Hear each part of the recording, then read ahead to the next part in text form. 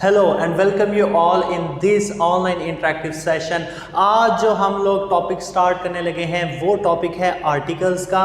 और आर्टिकल्स के मुतालिक आप लोगों को पहले से ही आइडिया होगा, ए एन द होते हैं। ए जो है हम कॉन्सोनेंट्स के साथ लगाते हैं, एन जो है वो हम लोग वॉल साउंड के साथ यानी कि ए ई आई ओ यू इसके साथ लगाते हैं। ऐसा ही है ना बेटा? तो फिर हम लोग देख लेते हैं एन एलिफेंट में ई से स्टार्ट हो रहा है। हमें पता है कि वॉवल वर्ड आएगा, वहां उसके साथ हमने लगा दिया। ए ई आई ओ यू में ई है, जी हाँ ई यहाँ पे मौजूद है, तो इसके साथ तो एन आना चाहिए। बिल्कुल दुरुस्त, यहाँ पे इसके साथ एन ही आएगा।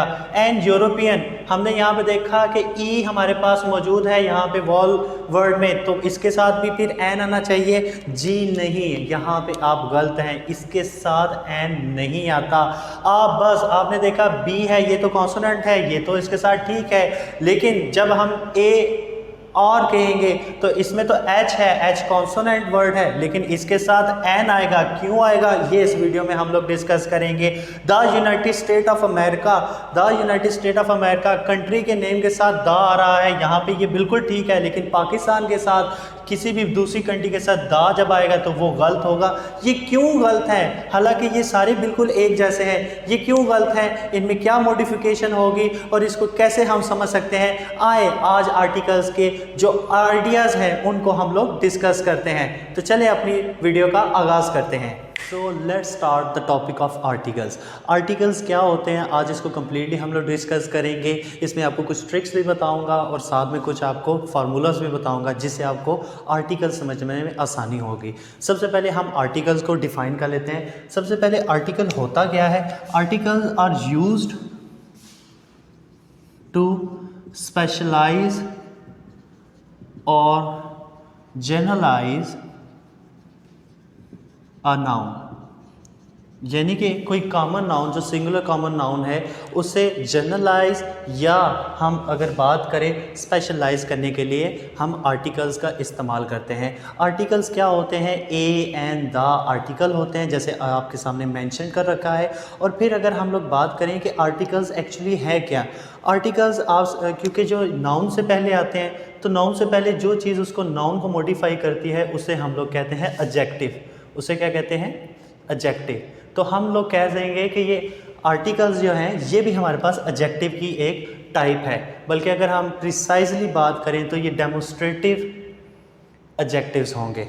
अब हमने इसको यहाँ पे ये भी देख लिया कि ये अमूमी तौर पे चीज़ों की नुमाइंदगी करने के लिए या चीज़ों की निशानदही करने के लिए, उनकी क्वांटिटी को बताने के लिए हम आर्टिकल्स का इस्तेमाल करते हैं। और कॉमन नाउन जो होते हैं, सिंगुलर कॉमन नाउन, उनसे पहले हम मोस्टली इनको यूटिलाइज़ करते हैं। तो ये बात तो हमने यहाँ पे देख लिया।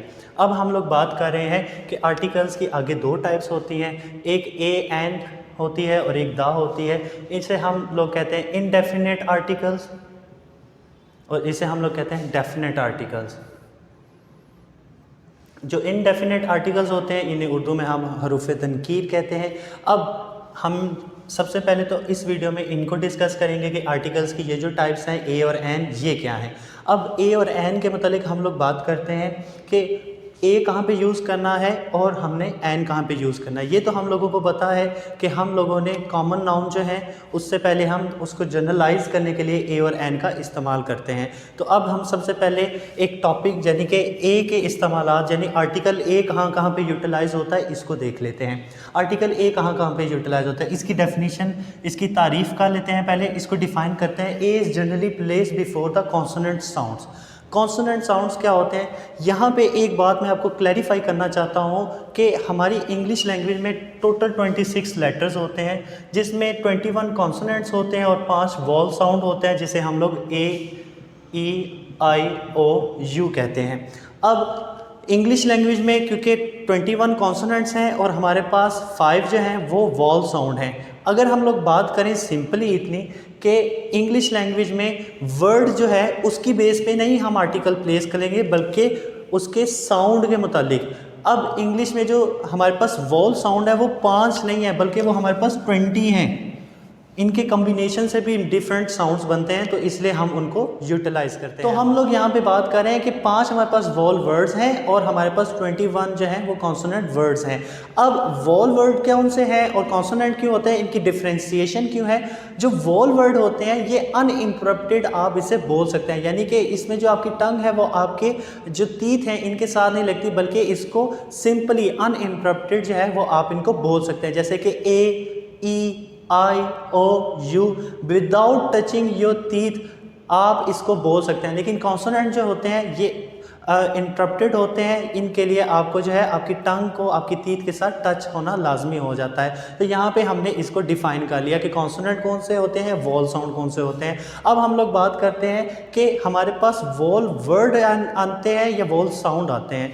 अगर आप लोग A, N की डिफ्रेंसिएशन करनी है तो सबसे पहले वॉल वर्ड्स को या कॉन्सोनेंट वर्ड्स को छोड़ दें, आपने वॉल साउंड पे जाना है। उसका साउंड अगर वॉल साउंड आता है तो बेशक वर्ड कोई और भी समटाइम होता है, लेकिन उसके साथ A या N हम लोग उसके अकॉर्डिंगली लगाते हैं। तो चलें इसको हम लोग स्टार्ट करते हैं, फिर आपको साथ साथ बताते हैं। सबसे पहले अगर हम लोग बात करें A को डिफाइन करने के लिए तो इसकी डेफिनेशन देख लेते हैं। A is generally place before the consonant sound. जो कॉन्सोनेंट साउंड्स हैं उनसे पहले हम लोग A लगाते हैं, नाउन से पहले। जैसे कि ये B है, कॉन्सोनेंट वर्ड है, कॉन्सोनेंट साउंड है तो इसके साथ A आएगा। सिटी है, C से स्टार्ट हो रहा है, वॉवल वर्ड नहीं है तो इसके साथ A प्लेस होगा। फ्लावर वॉवल वर्ड से स्टार्ट नहीं हो रहा तो इसके साथ A आएगा। रोड R से स्टार्ट हो रहा है, इसके साथ A आएगा। तो यहाँ पे हम लोग इसको बयान कर रहे हैं। फिर अगर हम लोग बात करते हैं कि कुछ एक्सेप्शंस भी हैं, सम केसेस में कुछ एक्सेप्शंस भी हैं। जैसे कि अगर कोई वॉल वर्ड है लेकिन उसका साउंड वॉल्व का नहीं आ रहा, साउंड क्यों नहीं आ रहा इसको हम लोग देखते हैं। इसके साथ अगर एक पाकिस्तानी होने के नाते हम लोग अगर बात करें, एक ट्रिक को इस्तेमाल करते हैं कि अगर उर्दू में अलमदा या अलिफ से वो स्टार्ट हो रहा हो तो वो वॉल साउंड होगा। आप लंबी डिटेल में नहीं जाएं कि कौन सा साउंड वॉल साउंड है, कौन सा साउंड वॉल साउंड नहीं है।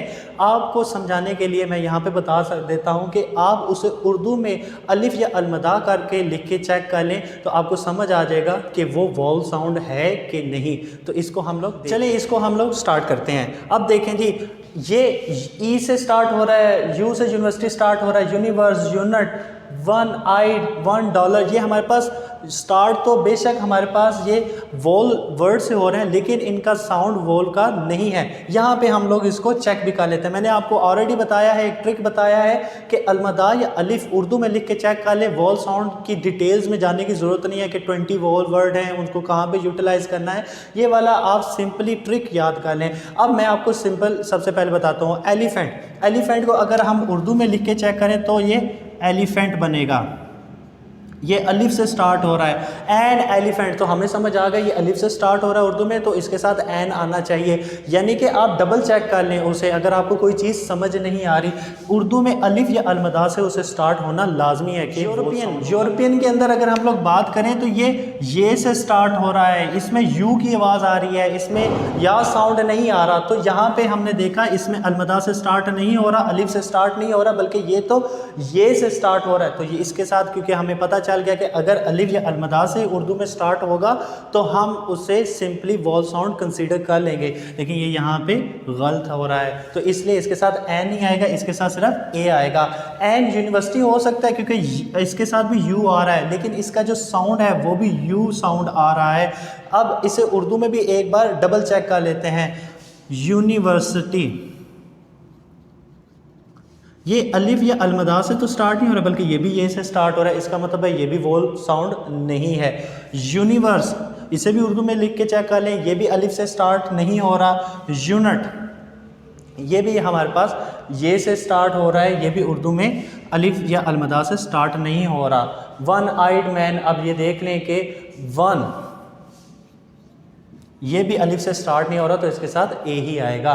तो यहाँ पे हम लोगों ने देख लिया कि वॉल वर्ड नहीं बल्कि वॉल साउंड पे आपने फोकस करना है। अगर आपका साउंड वॉल साउंड है तो उसके साथ ए या एन का इजाफा हम लोग उसके अकॉर्डिंगली करते हैं। अगर वो वॉल साउंड है तो उसके साथ एन आएगा, अगर वो वॉल साउंड नहीं है तो उसके साथ ए आएगा। अब यहाँ पे हम लोग इसकी कुछ एग्जांपल्स को देख लेते हैं। A home is not a home, हमने देखा था सिंगुलर कॉमन नाउन है तो उसके साथ ए या एन का इजाफा किया जाता है। तो यहाँ पे होम कॉन्सोनेंट है, ठीक है, तो इसके साथ ए ही आएगा। Is not a home, a house is not a home. अब ये भी नाउन है, ये भी नाउन है, तो इससे पहले हमने उसको जनरलाइज कर दिया ए लगा के। अब देखते हैं, I am reading in an university. An university U से तो स्टार्ट हो रहा है लेकिन इसका वोल साउंड नहीं है, क्योंकि ये देखें ये से स्टार्ट हो रहा है। अगर उर्दू में बात करें, उर्दू में अलिफ या अलमदा अगर आएगा तो फिर हम लोग उसके साथ जो है वो वोल एन इस्तेमाल करेंगे। Fahad have bought an egg with an $1 note. Fahad जो है वो घर में एक अंडा और साथ में $1, एक अंडा एक $1 रुपीज़ का लेकर आया है। अब देखें एन इसके साथ आना चाहिए वन के साथ, इसे ओ से तो स्टार्ट हो रहा है, लेकिन अगर उर्दू में हम लोग बात करें अलिफ या अलमदा से स्टार्ट होना चाहिए, तब इसके साथ हम एन लगाएंगे। एन वन, नहीं जी ये वाव से स्टार्ट हो रहा है, ये तो अलिफ या अलमदा से स्टार्ट नहीं हो रहा, तो इस वजह से हम इसके साथ सिंपली हम इसके साथ एन के बजाय ए लगा देंगे। यहाँ पे ये करेक्शन होगी। तो हमने देखा कि जनरलाइज करने के लिए हम लोग ए लगाते हैं, उसका जो वॉइस है, जो साउंड है वो कॉन्सोनेंट होना चाहिए, तब इसके साथ लगेगा। अब यहाँ पे हमने कुछ एक्सेप्शंस को देखा, इसके सेंटेंसेस को देखा। अब हम लोग मूव ऑन करते हैं हम एन की तरफ। यूजेज ऑफ एन में हम लोग डिस्कस करेंगे सिंपली बेटा ऐसे कि हमने ए देखा ये कॉन्सोनेंट वर्ड्स के साथ आता है, कॉन्सोनेंट साउंड्स के साथ आता है, तो एन जो है हमारा वोल साउंड के साथ आएगा। वोल वर्ड्स के साथ नहीं बल्कि वोल साउंड का। वोल वर्ड्स जो है वो सिंपली 5 है और वोल साउंड जो है वो 20 है, क्योंकि इनके कॉम्बिनेशन से भी वो वर्ड्स बनते हैं। तो आपने वोल साउंड पे ध्यान देना है, उसकी आवाज़ पे ध्यान देना है। अब यहाँ पे मैंने कुछ एक्सेप्शन और इसकी डेफिनेशन को भी देख लेते हैं। An is generally placed before a word beginning with a vowel sound. मैंने यहाँ पे पहले लिख दिया वोल साउंड के साथ स्टार्ट होगा, वो वर्ड के साथ स्टार्ट नहीं होगा। जैसे कि एन अम्ब्रेला, एन आइडिया। अब देखें एन आइडिया आई से स्टार्ट हो रहा है, उर्दू में भी लिख के चेक कर लेते हैं, अलमदा से स्टार्ट हो रहा है। आइडिया अलमदा से इसको स्टार्ट कर रहे हैं, तो ये उर्दू में भी अलमदा से स्टार्ट हो रहा है, इसका मतलब है ये वोल साउंड ही है, इसके साथ एन आएगा। इंक पैड, अब देखें इंक, अगर हम लोग इंक लिखते हैं तो ये भी अलिफ से ही स्टार्ट हो रहा है, इसके साथ भी एन आएगा। यानी कि उर्दू में अगर आप लोग बात करें या हिंदी में, जो अलिफ से स्टार्ट होगा या अलमदा से स्टार्ट होगा वो हमारे पास वोल साउंड कंसीडर होगा। मोस्ट ऑफ द केसेस ये वाला ट्रिक आपका साथ दे देता है 90% केसेस में। अब हम लोग यहाँ पे बात करते हैं कि हमें पता चल गया कि वोल साउंड की बेसिस पे होता है, जैसे कि an umbrella, an idea, an ink pad. अब अगर हम लोग बात करें इसमें कुछ एक्सेप्शन, सबसे पहली एक्सेप्शन होती है एच की। क्या? क्योंकि ये एच इसमें अगर इनिशियल लेवल पे यानी फर्स्ट में आता है तो ये एच साइलेंट होता है in most of the cases, और इसका जो साउंड है वो ओ से बनता है और साउंड बनता है। जैसे कि हम लोग बात करते हैं एन हावर नहीं होता, एन आवर होता है, इसको तकरीबन साइलेंट हो जाता है एन आवर। अब ये जो ओ की आवाज़ आती है उर्दू में भी लिख के देख देता है आवर, अलमदा से स्टार्ट हो रहा है, यहाँ पे भी ये ट्रिक काम कर गया हमारा, तो इसके साथ एन आएगा। बेशक एच से कॉन्सोनेंट वर्ड से स्टार्ट हो रहा है लेकिन साउंड तो इसकी हमारे पास वही आ रही है ना, वोल साउंड आ रही है। एन हॉनेस्ट नहीं होगा, ऑनेस्ट होगा, इसको भी आप देख लेते हैं, ऑनेस्ट है तो इसके साथ एन होगा।